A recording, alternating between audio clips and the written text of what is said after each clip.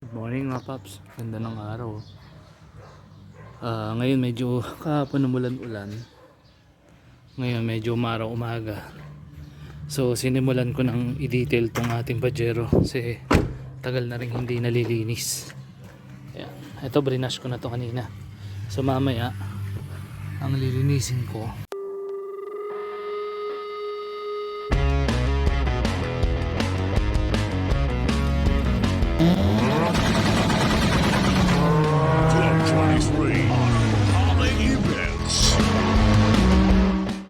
Kung matatandaan ninyo, binuksan natin to, binaba natin yung ceiling nya.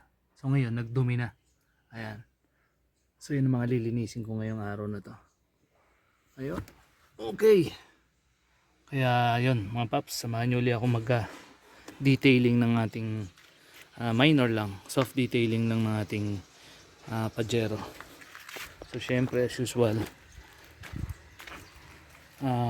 eto, nilagyan lang natin siya ng konting dishwashing liquid, tapos konting Clorox, tubig, tapos brush. Yan, kailangan natin ng brush, chamois, bimpo. Yan lang, spray punas, brush, ganun lang gagawin natin. Alright, so simulan natin mga paps. Dito naman sa dashboard, hindi naman masyadong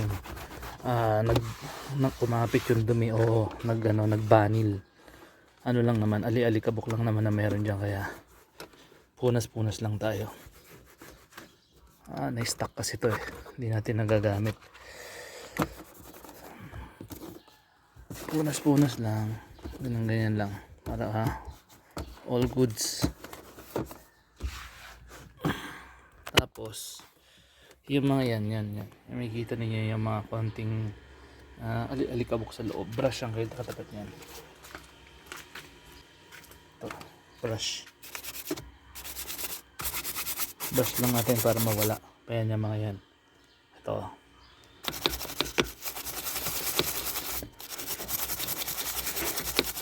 okay, brush lang, tapos punas. Yan.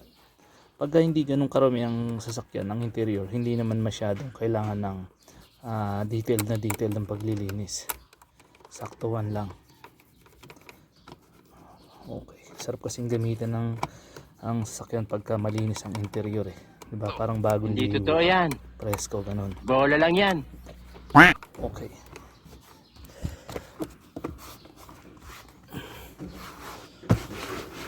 Tayo sa kabila. So, yung mga yan. Spray lang. Tapos brush. Para mawala yung automatic na nagabok o dumi.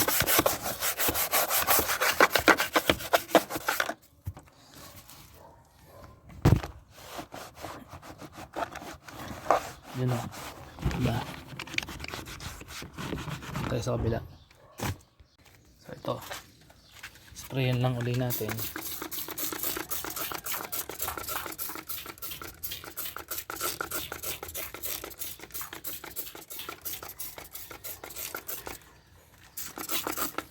Tapos brush.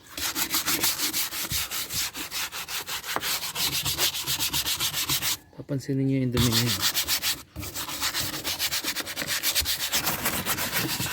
Maganda naman pag leather ang natin, ang sidings natin, madaling linisin.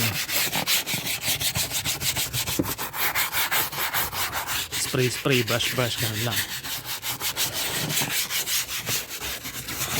Ito hindi masyadong marami, all goods lang. Ayan, ito ang galing. Ma-disinfect na rin, especially kung syempre naka-aircon kayo, nagsi-circulate yung hangin sa loob. Kung may mga baby kayo, syempre mahina pa immune system yun. Yan lalo yan, dumi kita na. Punas yan.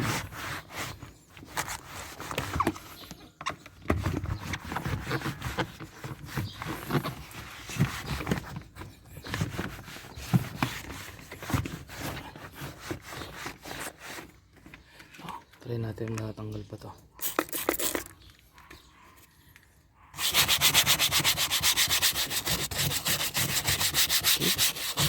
Tanggal. Tanggal oh. Yun lang. Tapos syempre ito, babanlawan natin. Ito fabric. Ang gagamitin naman natin dyan, ito. Bimpo. So sprayan mo lang.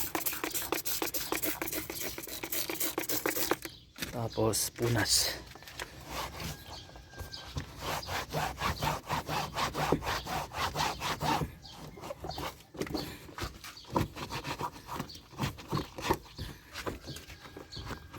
Okay. Ayos na yun.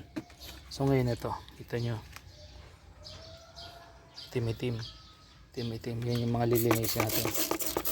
Mga molds yan eh.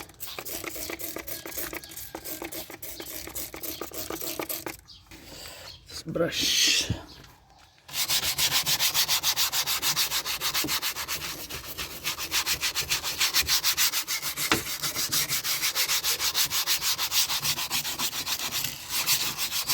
Ayan o, dumi.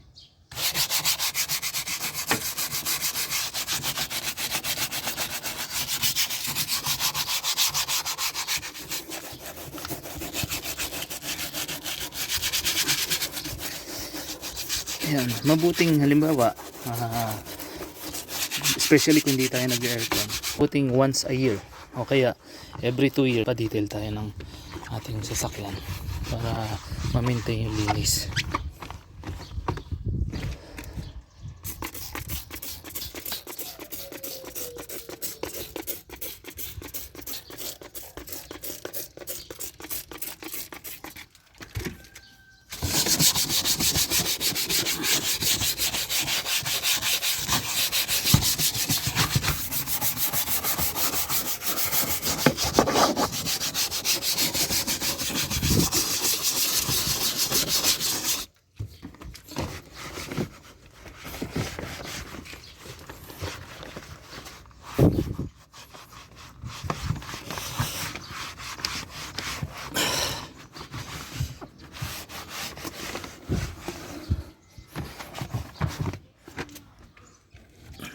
Ito, madami.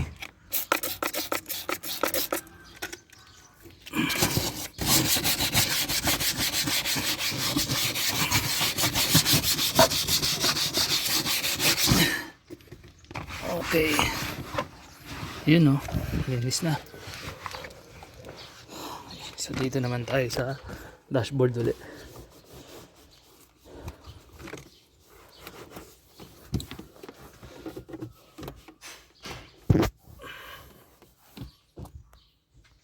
Okay, so natapos na natin linisin ito.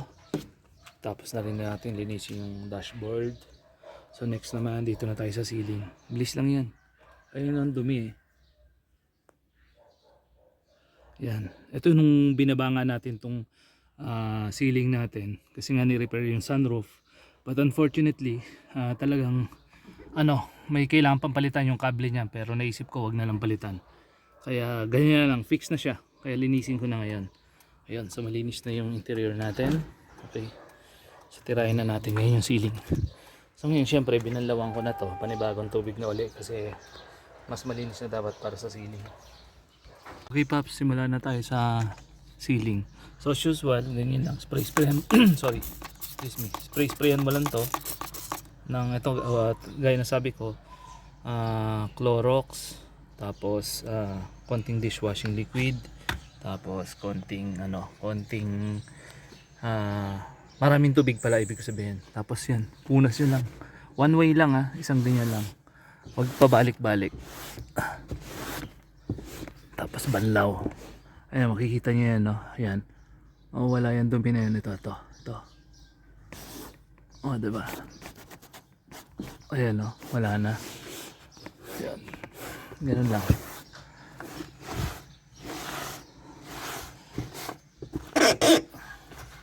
Tapos recently yung aircon nitong ating Pajero medyo humilaw.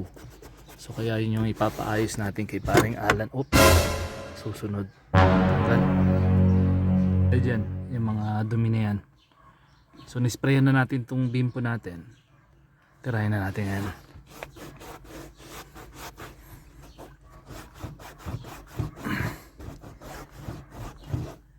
Diba? Tanggal siya.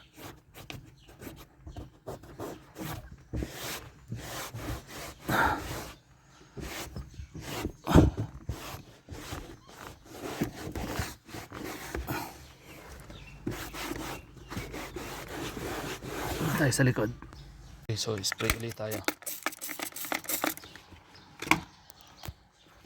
Tapos yan, to portion na to marami. Kita na yun, paps.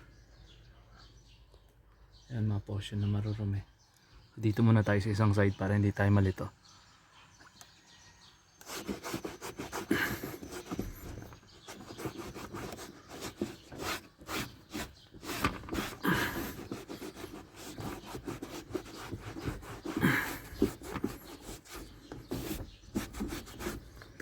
To.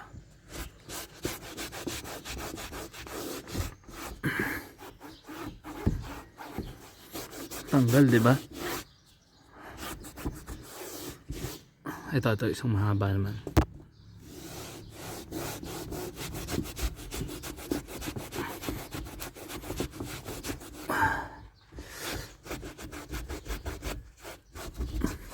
Ayan o. Tanggal. Diba? Okay, dali.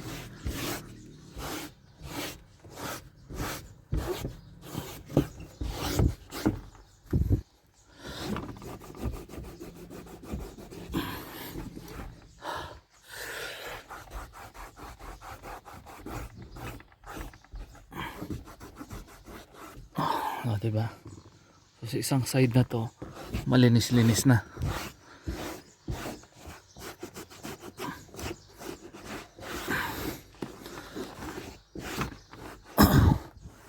Okay. Diba? So ngayon, kailangan natin banlawan ulit ito para pagka pahid tayo sa kabila, malinis ulit itong ating bimpo. Okay, subukan ulit natin. Tipid din na rin ito eh. Konting spray lang, okay na. Okay, so since nabugahan na ulit siya, tirahin natin to ngayon. Ito. Ayan, para kitang kita yung dumi talaga. Ito, special ito. Yan, mga hawak ng kamay. Mga fingerprint.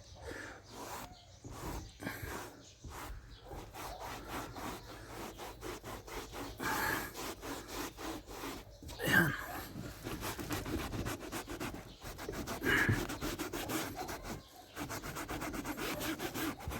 Hoping na hindi grasa ang kumapit dito. Kasi pag grasa talagang madugo yan.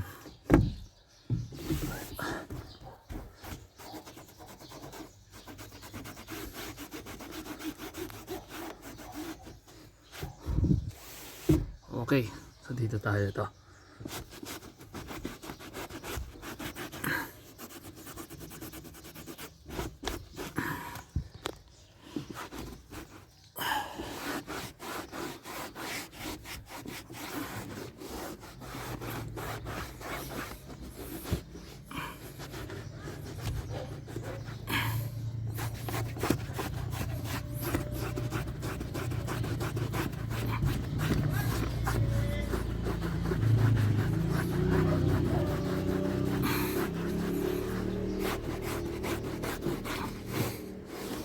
Oh, diba? Tanggal siya. Diba? Oh, nawala. So, ito yung mga yan naman. So, gaya nga sabi ko sa inyo mga paps. Yan, brush yan yung mga yan. Yung mga nandun sa sulok-sulok na yan. Gamit tayo ng soft bristle na brush. Para talaga mawala.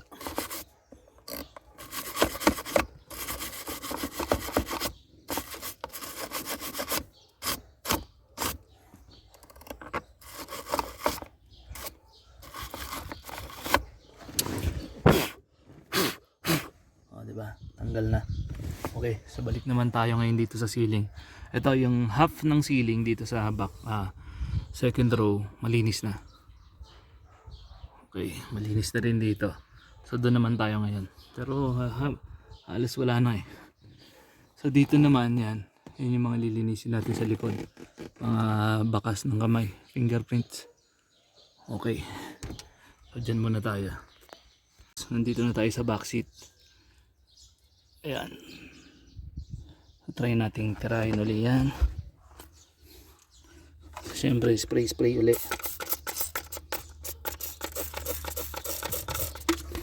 Tapos yan. Especially yan mga yan.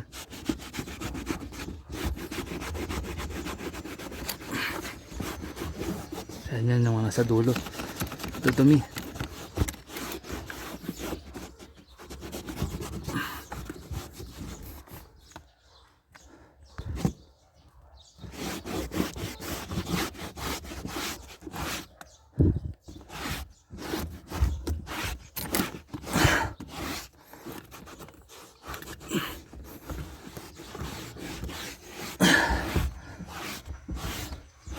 Diba? Linis na yung other side. Ito naman tayo sa kabila. Okay, sabay na rin natin ito mga konti-konti na to. Dito sa sulok.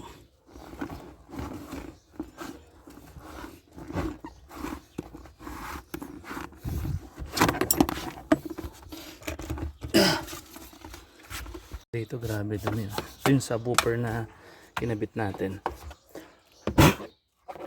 Hanggang ngayon okay pa rin naman. All goods. Okay. Okay, so ito na yung ceiling natin, Paps. Malinis na lahat. Okay. Hindi naman kasi kapit yung dumi nito na tumagal ng dekada kaya madaling linisin. Yan. So yun, malinis na rin dito.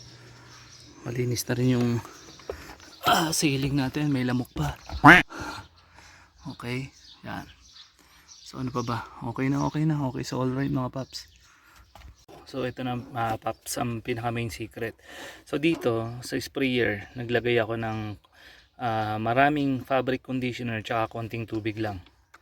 Sapat na para spray dito. Yung pag spray dito, yun yung magpapabango. Especially matirik yung araw ngayon. Yan, pag natuyo yan, mabango na yan. Sana all. Spray mo lang dyan, Paps.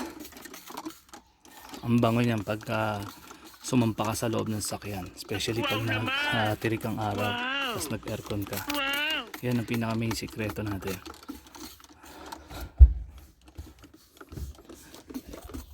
Pag masyadong maraming tubig, Paps, mas maganda marami ang fabric conditioner para mabango. Ayan tayo sa kabila. Spray lang. Sprayan na rin natin, lamok na yan. Sige nga, subukan mo. Mantalin natin init, Paps. Especially sa baba, mainit talaga ron. Kaya talagang sulit pag naglagay ka ng fabric conditioner. Alright, so since nalagyan na natin siya, fabric conditioner, iubos na natin to sa likod. Meron pa rin eh. Okay. Yun, basta lahat ng fabric, ugahan natin ng Downy. Iubos na natin, Paps.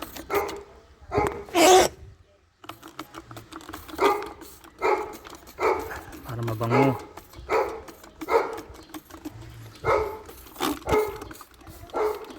Right, Paps. So ito, malinis na yung ating interior. So presko na naman. And then pinagana ko yung ating headrest monitor. Gumagana pa pala. Ngayon lang sila nagamit ulit. So on lang natin. Okay. Okay. Okay din eh. Kahit luma na tong ano eh. Ilang taon na ba to? 1996, 2006, 2016, plus 2024. Halos 24 years old na tong ating ano. Hindi lang pala. 24, 2016, 17, 18, 19, 20, 21, 22, 23, 24. 28 years old mga Paps. Pero still alive and kicking pa rin, diba? Basta naalagaan lang. Yan. So yan, ito na yung ating Pajero mga Paps. Patayin muna natin to. Ayan. So yan, kung may nakapulutan na naman kayo ng diskarte mga Paps, para sa mga newbie lang sa paglinis, soft interior, lalo na sa ceiling detailing ng ating mga sasakyan, para kahit pa paano makamenos sa gastos sa taas ng bilihin natin mga Paps. Yun, ganun lang diskarte mga Paps. At syempre, dating gawi, like, comment, share, and subscribe. And Papi Power.